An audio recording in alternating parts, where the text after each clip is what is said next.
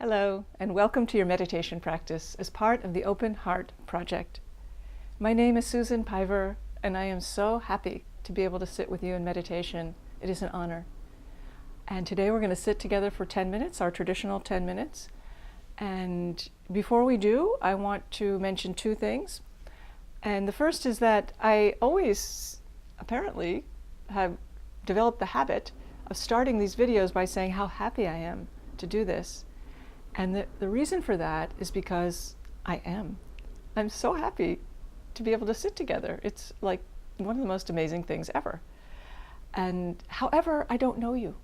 And I would like to know you a little bit more. So in this email, there's some, questions. If you wouldn't mind answering, that would be awesome. And if you would rather not answer them, that is awesome too. No pressure. But who are you? Who are you? Where are you? What time is it where you are? Right now for me, it's like 10 in the morning. I don't even know the most basic details.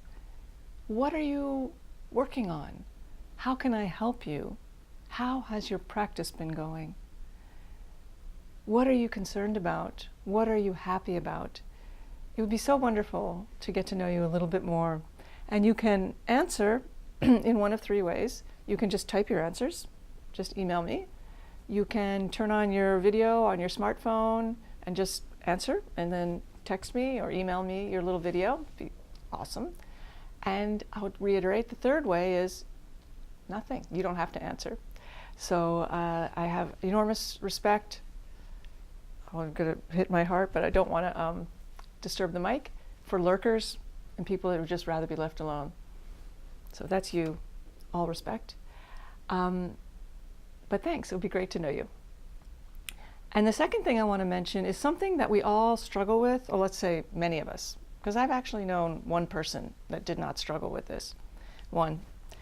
And that was my personal father, who was just amazing at this particular thing that all the rest of us on earth apparently struggle with, and our meditation practice can help. And that something is discipline. I really struggle with it. And I think, well, if only I was more disciplined, I could write that thing or be a superhuman person in perfect shape or drink more water. I mean, just from the little things to the giant things, like become the person I really want to be. All of that seems to be predicated on the ability to be disciplined. And the reason I say my father was so good at this is because he was. He passed away in 2012. Mwah, Dad. You are my idol. He was a medical doctor who decided at the age of 60, to go to law school at night, y'all, at night. And he did. He completed law school in his 60s. And we would all look at him like, what? How can you be a doctor in the day and go to law school at night when I'm not sure I could answer my emails? And he just did. He just did. He could do those kinds of things.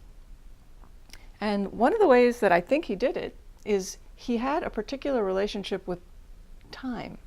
He did things at the same time every day. He was a man of habit. And habit and discipline seem closely related.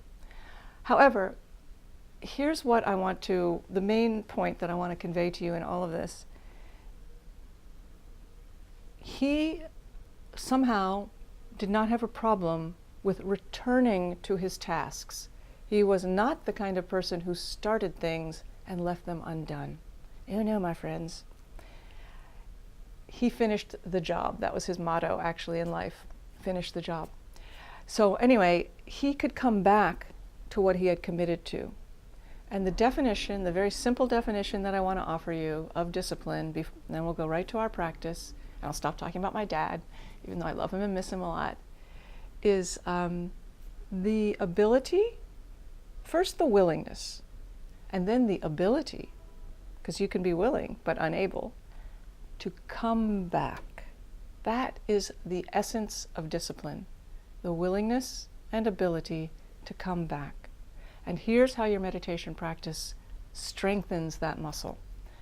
And if this is your first time sitting, don't worry, and when I give you the instruction, it will make sense. So the instruction is place your attention on your breath, breath, breath, breath. And when it strays, come back. Let go of what you have become absorbed in, and simply and gently, and the G word is the most important word, gently come back to your breath. Whoop. That's it. And the reason the G word is so important is because if you're like, oh, get on back here, or what's your problem? Come back. Or you're never going to get this right, but try it one more time. This is so exhausting. Or okay, I'll come back, but I know it's not going to work. So in other words, if you come back with aggression or speed or doubt or harshness of any kind, it doesn't count. It has to be gentle, which means just simple. Doesn't mean, oh, sweetie, or anything precious like that. It just means simple. Let go, no comment. Come back, no comment. Resume attention on breath, no comment. And if the comments keep happening, no problem, just let them go too. Boop, boop, boop. And just you and your breath, you and your best friend, your breath. And that is the meaning of discipline. I'll just say this one more time, the willingness and ability to gently come back. Because when we try to become more disciplined, we usually do it by beginning with beating ourselves up for being such losers. And you know what? That's not going to work. So let go of that too. And right now, let's do our practice, the practice of coming back, the practice of discipline, the practice of gentleness, the practice of being you, human and absolutely wonderful. So here we go. And I'm not just saying that.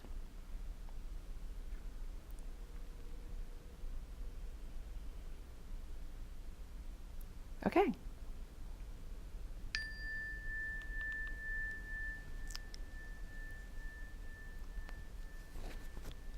So please sit up straight, whether your legs are crossed loosely in front of you and you're seated on the floor like me, or in a chair with your feet flat on the floor. And you chair people still get an A+, because it's fine to sit in a chair.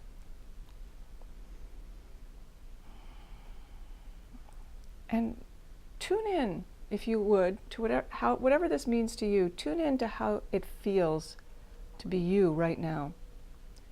Maybe you're tired, maybe you're anxious, maybe you're delighted, maybe you're hazy, maybe you're angry, whatever. Fine, you can be a combination even of all those things. Just tune in to all of that and sort of say to yourself to start your practice, this is fine.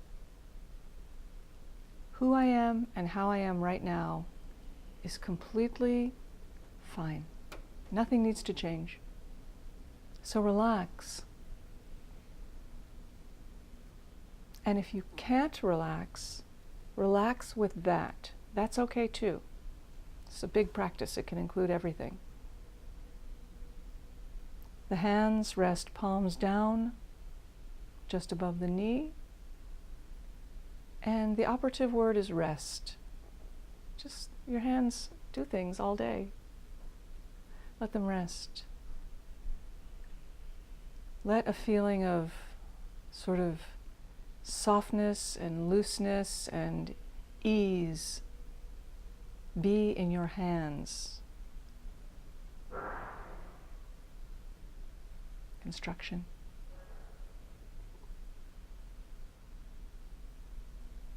And let your belly soften.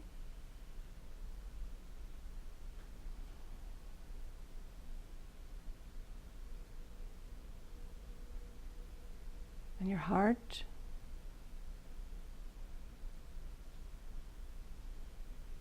And your shoulders. And as all these things soften, there's a feeling of settling, of sort of downward movement, of earthboundness. I know that's not a word. So let there be a feeling of settling down, but at the same time of rising up. The back is straight and strong, and let there be a feeling of energy, the energy of aspiration, rising up through the back body. At the same time, you're settling down.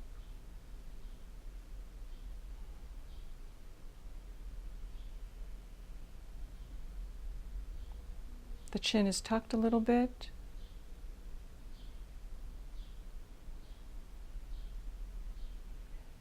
And the mouth is closed.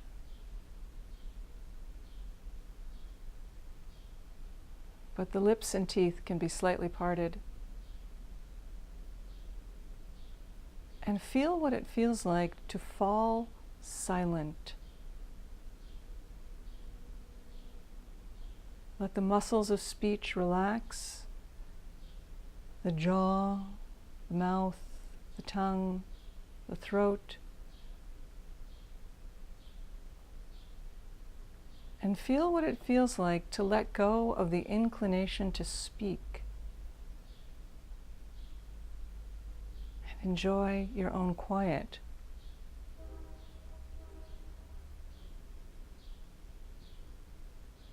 In the midst of whatever sounds are present.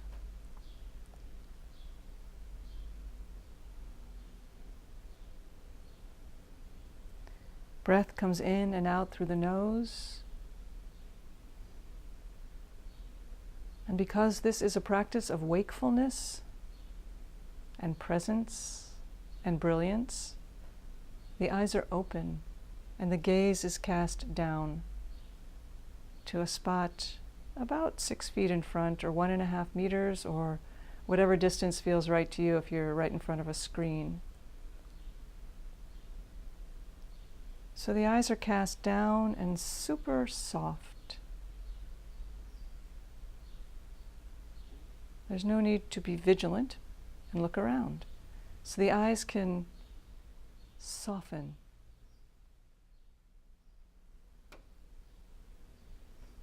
And place your attention on your breath. Like as fully and wholeheartedly as possible. Follow your breath in. Feel your breath. That means that's a synonym. Follow it, feel it. Come in with the in-breath. And glide out with the out-breath.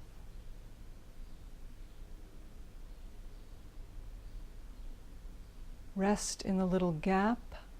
At the end of the out-breath, there's a natural little rest. And then you don't have to do anything. The next in-breath just happens. It's effortless. And begin again.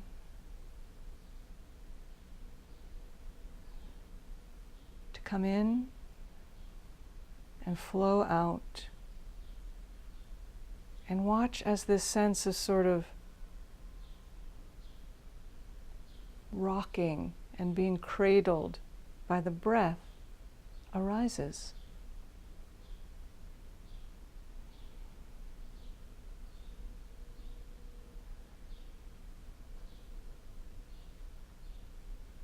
And if your attention strays into thought, it's no problem. We're not trying to stop thinking. No, don't do that. Just let the thoughts happen, like your neighbors are talking next door and you can sort of hear it, but you're not really paying attention.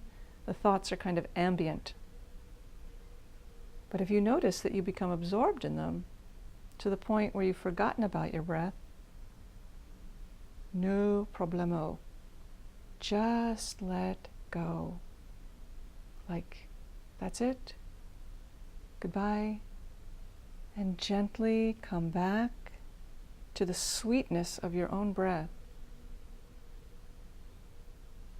And it really doesn't matter how many times you have to do this. All that matters is that you come back.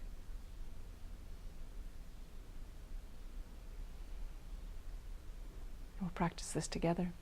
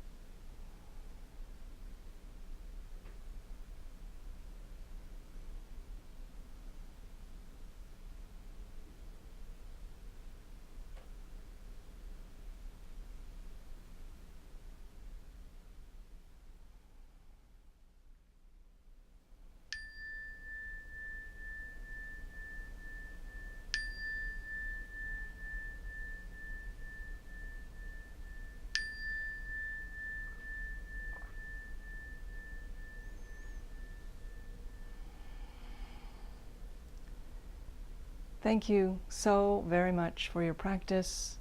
Thank you for practicing together. I'll see you next week.